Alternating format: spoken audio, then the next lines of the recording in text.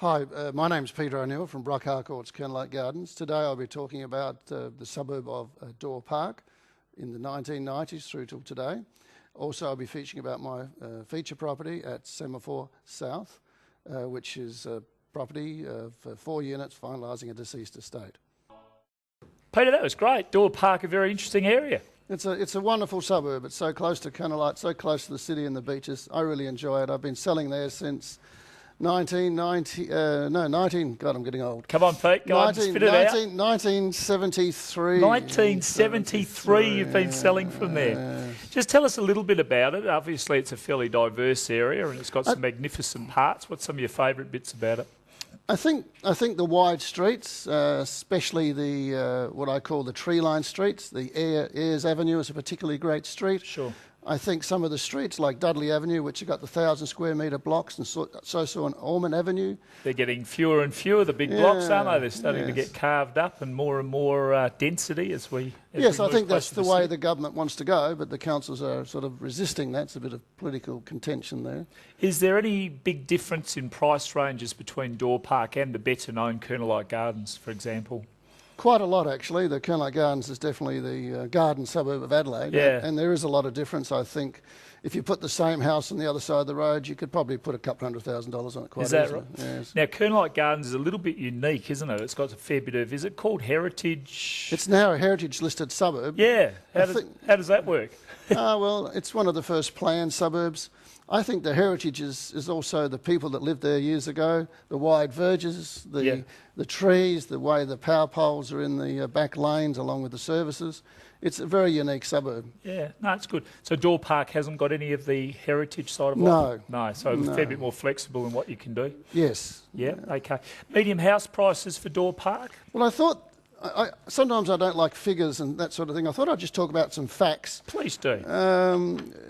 Here's a house in 69 Ava Avenue, Door Park, which I think will come up on the screen later.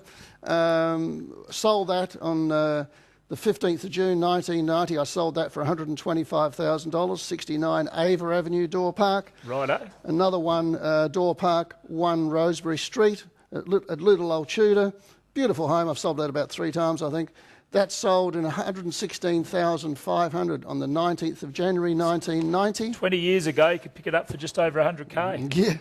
Another one in Dudley Avenue, sold $21,690 for $130,000. And I think that's... And today, those homes, they could easily be 4 times that price. 4 times the price. Yes. Yeah, huge capital growth. And I think that's the way, instead of medium, look at the actual real increase, because averages always, I think, are terrible. Sure. So you're saying that most of those properties would be in the 5s or around about? Definitely. 5s and 600. Yeah, okay, fantastic. Is there anything about Door Parks from a historical point of view? No. Not really? No. No. Okay, pretty straightforward there. We'll just move on then. What do you reckon is going to happen through that precedent moving forward for the rest of 2010, Peter? I think the prices in Door Park, particularly at the moment, are fairly stable. Yep. There's a bit of development going on the 1,000 square metre blocks where they're building 2 on a block. I think that's a waste. They should be building 3 on those blocks. They were, but the council in its wisdom changed its mind just a few years back. I particularly think that'll change again with the pressure from the state government because it seems a waste to build these big houses with huge backyards with single garages on 1,000 square metre blocks. Sure. Yeah, it's interesting what the councils are doing, and they're so different all over the place as we have the different agencies and different areas on. The councils have got very different attitudes to the zoning. What's the council like down your neck of the woods? Are they pro-development? Definitely not pro-development. I'd say they're a difficult council when it comes to development, and I think it's sometimes it's to the good of the suburb and sometimes it's to the bad. Yeah.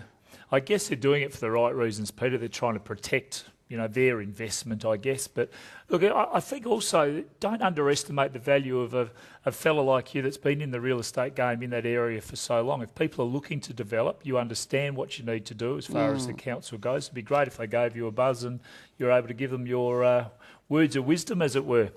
That's Door Park. Let's talk about you. When did you start in this wonderful world of real estate?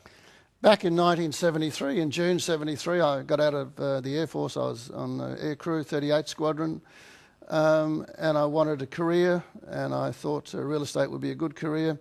I did that. There was a boom on, and then it crashed in 74. Went back to university, did a marketing degree, still kept selling real estate, part-time sort of thing. But then when my degree was finished, I thought, well, this is a hell of a career. Yeah. And I loved it, so I just kept going, and here I am today. Now, what do you enjoy most about it? And I think you're probably going to say people, but is there something else? I like people, and I like the fact that the money that I've been able to earn through it's been able to give me a lifestyle I enjoy. Fantastic. I think that is the key to this game. The harder you work, Peter, the smarter you work. Yeah. There is certainly some quite good financial rewards, but also just the way that you've sort of over a fair period of time been able to tutor and mentor other people, and your business partner Stephen Venn, and being a little bit younger and not as business savvy as you were, the combinations work particularly well, I would have thought.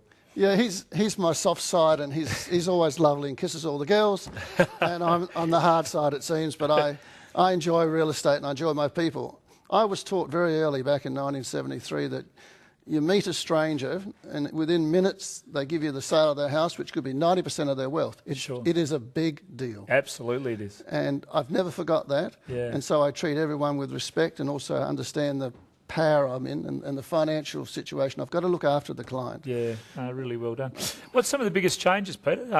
Back in the 70s, I assume it was a fairly basic way of selling property. These days we've got all these online components and Facebook and Twitter and everything else. But what's been the major change over the last 40 years or so? I think the marketing's changed. I don't think the sale process has changed. Right.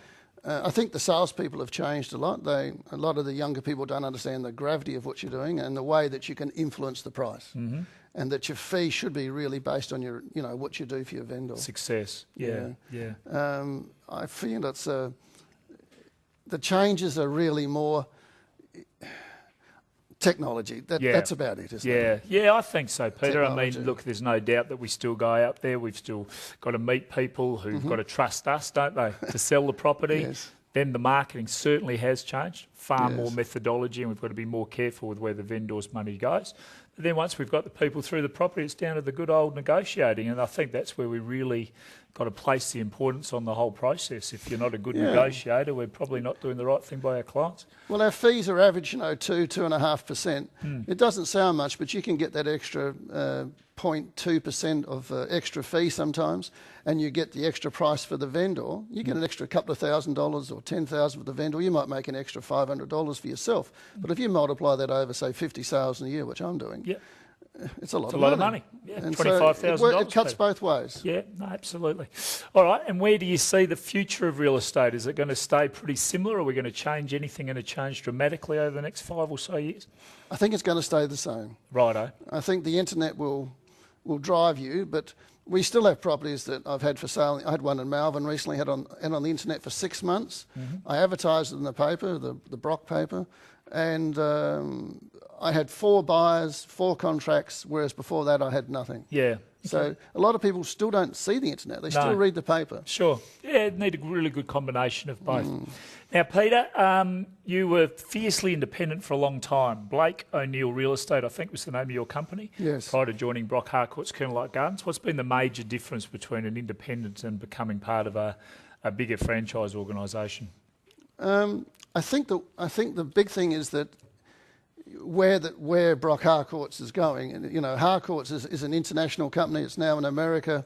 It's I went to the conference last year in South Africa.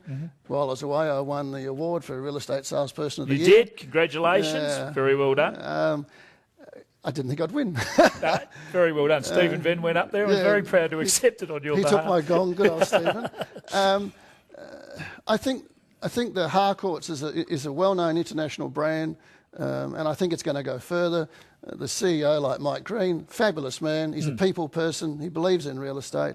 And it's an old New Zealand company, wasn't it? That's right, yeah. 1860s or something? Something like that, Peter. 1880s. Yes, Yeah. yes, yeah. So I came out from Ireland in 1860, my family did, as they did you? say. Oh, there you go. Gee, we could delve back into your history. It'd be quite interesting. Oh, the Irish and the British, I could talk about them for days.